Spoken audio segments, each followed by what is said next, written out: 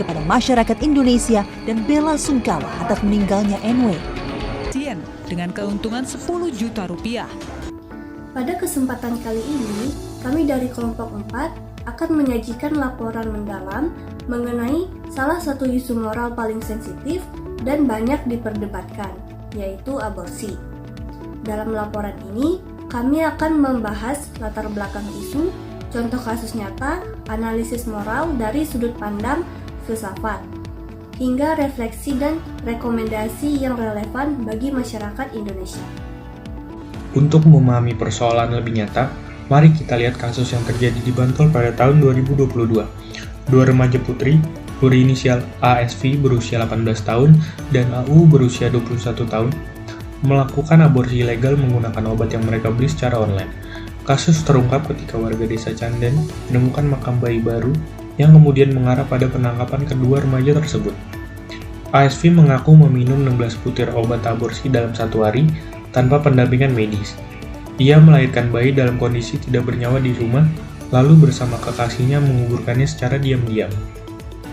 Kasus kedua melibatkan AU, yang bayinya ditemukan di dalam kardus dekat masjid. Ia melakukan aborsi pada usia kandungan 5 bulan, karena merasa malu dan takut diketahui keluarganya.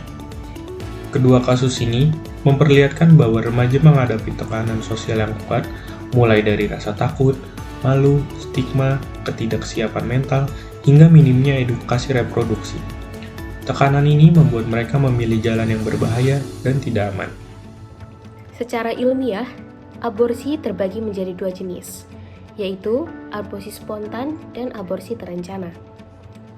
Aborsi spontan sendiri yaitu keguguran alami, lalu untuk aborsi terencana artinya menghentikan kehamilan dengan tindakan tertentu. Yang menjadi perdebatan moral adalah aborsi terencana. Mayoritas pelaku aborsi ilegal di Indonesia adalah perempuan muda yang seringkali masih mahasiswa ataupun usia sekolah. Alasannya umum seperti kehamilan tidak terencana, minimnya edukasi kesehatan seksual, tekanan dari pasangan atau keluarga, kondisi ekonomi, ketakutan terhadap stigma sosial, lalu ketidaksiapan menjadi orang tua. Aborsi biasanya dilakukan pada trimester pertama karena resiko medis relatif yang masih rendah. Namun, dalam kasus ilegal, waktu dan tempat pelaksananya tidak menentu. Bahkan dilakukan di rumah, indekos, atau tempat yang tidak memenuhi standar kesehatan. Kemudian akses obat aborsi secara daring juga membuat praktik ini semakin marak. Fenomena ini menunjukkan bahwa aborsi bukan hanya problem medis, melainkan problem sosial, psikologis, dan moral. Dalam filsafat moral, menilai aborsi bukanlah hal yang sederhana. Ada beberapa hal penting yang harus dipertimbangkan. Pertama, jalan kehidupan janin yang sudah dilihat sebagai calon manusia dan memiliki potensi untuk hidup. Yang kedua, martabat perempuan, di mana di sini perempuan sudah berkembang secara individu dan memiliki hak atas tubuhnya sendiri dan keselamatannya. Secara umum memang menghilangkan nyawa seseorang itu secara moral itu adalah hal yang buruk, tetapi jika dilihat secara filsafat moral, sebuah tindakan itu tidak hanya dilihat dari akhirnya saja, tetapi juga kita perlu melihat dari niat, situasi, dan kondisi orang yang melakukan atau mengalami tindakan tersebut. Ada beberapa keadaan yang membuat dilema moral menjadi lebih rumit, misalnya kehamilan yang membahayakan nyawa seorang ibu, janin yang mengalami kelainan berat yang menyebabkan tidak bisa bertahan hidup, dan juga kehamilan yang disebabkan oleh pemerkosaan. Dalam kondisi-kondisi seperti ini, keputusan untuk menyelamatkan nyawa ibu atau mengurangi trauma bisa dipertimbangkan secara moral, meskipun tetap memiliki konsekuensi tertentu. Karena itu, penilaian moral terhadap aborsi tidak bisa dilihat secara hitam putih saja.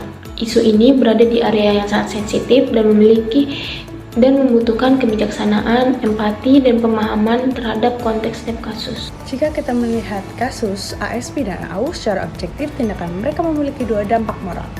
Yang pertama, menghentikan potensi hidup janin. Yang kedua, membahayakan diri mereka karena dilakukan tanpa tenaga medis. Namun, secara subjektif, keputusan mereka dipengaruhi oleh beberapa faktor, yaitu yang pertama, rasa malu, Yang kedua, ketakutan dihukum atau dikucilkan. Yang ketiga, tidak adanya akses layanan medis yang legal. Yang keempat, minimnya pengetahuan reproduksi. Yang kelima, ketidakmampuan meminta dukungan. Dalam filsafat moral, kita diajak tidak hanya menilai tindakan, tetapi juga menilai kondisi manusiawi pelaku. Maka, meskipun aborsi itu adalah hal yang ilegal, secara moral dan hukum, kita tetap harus melihat mereka sebagai individu yang sedang dalam keadaan tekanan yang berat. Kesimpulannya, penilaian moral yang adil harus mempertimbangkan dua sisi secara seimbang, hak janin dan juga keadaan perempuan. Dari pembahasan ini, kami menyadari bahwa isu aborsi sangat dekat dengan persoalan remaja dan mahasiswa. Banyak keputusan beresiko yang muncul bukan karena niat jahat, tetapi karena kurangnya edukasi, minimnya dukungan, tekanan sosial, dan juga rasa takut untuk berbicara. Kami belajar bahwa moralitas bukan hanya teori, tetapi proses membangun kesadaran, keberanian bertanya, dan memahami konsekuensi tindakan. Sebagai mahasiswa, kami melihat bahwa persoalan mengenai aborsi ini perlu ditangani dengan pendekatan yang lebih manusiawi dan menyeluruh. Maka dari itu, kami dari kelompok 4 mengusulkan beberapa hal. Yang pertama, edukasi kesehatan reproduksi yang perlu ditingkatkan terutama di kalangan remaja dan mahasiswa, agar mereka bisa lebih memahami risiko dan memilih tindakan yang lebih bijak lagi. Yang kedua, akses layanan kesehatan yang harus dibuat lebih aman dan mudah dijangkau supaya perempuan itu tidak memilih tindakan berbahaya ketika mereka mengalami hal-hal yang tidak diinginkan seperti kehamilan di luar nikah ataupun korban dari pemerkosaan. Yang ketiga, stigma terhadap kehamilan di luar nikah itu perlu dikurangi agar perempuan tidak merasa tertekan sampai akhirnya mengambil keputusan ekstrim seperti aborsi ilegal. Yang terakhir, penegakan hukum yang sebaiknya tidak hanya menekankan hukuman tetapi juga memberikan edukasi, perlindungan dan pendampingan bagi perempuan yang terdampak. Demikian laporan khusus kami mengenai isu aborsi dalam perspektif filsafat moral. Semoga tayangan ini bisa memberikan pemahaman yang lebih luas dan membantu kita membangun sikap yang lebih manusiawi, bijaksana, dan penuh empati. Saya, Zahwala Nova bersama kelompok 4 mengucapkan terima kasih.